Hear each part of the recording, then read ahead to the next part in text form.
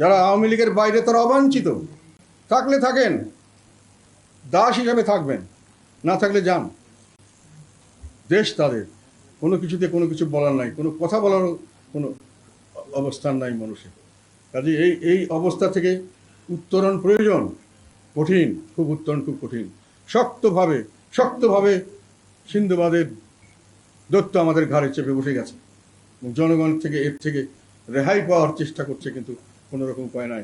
এখানে রাজনীতিতে একটা কোয়ালিটিগত পরিবর্তন হয়েছে, অনেক মানুষের মধ্যে একটা ভাব এসে গেছে, অনেক রাজনীতিবিদদের মধ্যে, যেহেতু যারা কিছুটা হলেও ক্ষমতার স্বাদ পাচ্ছে, কিছুটা হলেও ক্ষমতার সুযোগ সুবিধা পাচ্ছে, যেমন আমাদের দলে আমরা পাচ্ছি, আমি পাচ্ছি, যেমন তাদের মধ্যে একটা দ্বিধা আসছে যে সরকার যেভাবে চেপে বসেছে থাকবেই, কাজেই দরকার কি এদের সাথে লাইন দিয়ে যা পারা যায়।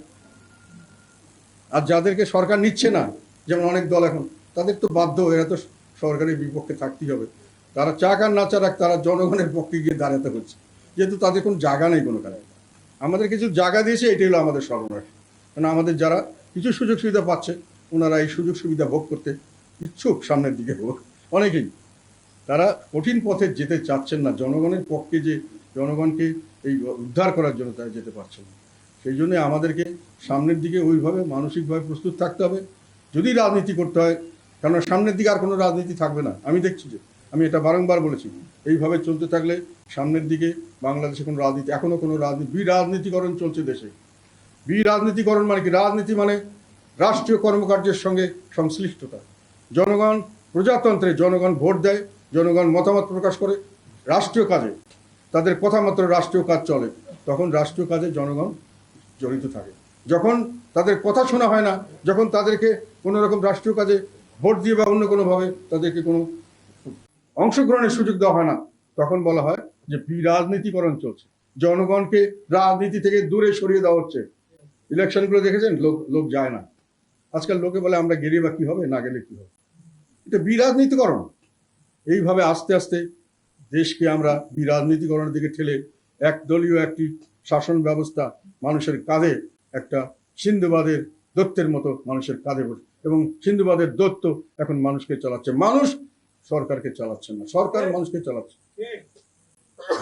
এইটার কারণে আমি মনে করি সামনের দিকে রাজনীতি কঠিন হবে, এবং আমাদেরকে বুঝতে হবে যে আমরা জনগণের পক্ষে থাকবো না সুযোগ সুবিধার পক্ষে থাকবো। জনগণের পক্ষে থাকতে গেলে ত্যাগ স্বীকারের জন্য মানসিকতা থাকতে হবে, এবং আমি মনে করি সেই ধরনের মনোভাব থাকা উচিত। যেহেতু যারা সুযোগ সুবিধার লোভে করছেন, আমার দৃঢ় বিশ্বাস এই সুযোগ সুবিধা অত্যন্ত স্বল্প সময়ের জন্য, সামনের দিকে তাদের প্রয়োজনীয়তা থাকবে না। যারা আওয়ামী লীগের বা সরকারি দলের বিভিন্ন সুযোগ সুবিধা নিয়ে অনেক দিন অনেক কিছু করেছেন, তাদেরকে কিন্তু 2 মিনিটে আবার লাথি দিয়ে ফেলেও দেওয়া হয়েছে। কাজে এই ধরনের সিস্টেমে আপনি কখনোই সত্যিকার অর্থে সব কিছুতে ন্যায় বিচার পাবেন, এটা ধারণা করা ঠিক নয়। আর যদি টিকতে হয় রাজনীতিতে, সঠিক রাজনীতি থাকতে হবে, জনগণের সঙ্গের রাজনীতি থাকতে হবে।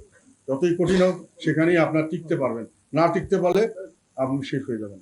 আর যদি অন্যভাবে বেঁচে থাকতে চান সুযোগ সুবিধা নিয়ে, সেখানেও আপনি রাজনীতিতে শেষ হয়ে যাবেন। দালাল হিসাবে বেঁচে থাকবেন, রাজনীতিবিদ হিসাবে বেঁচে থাকতে পারবেন।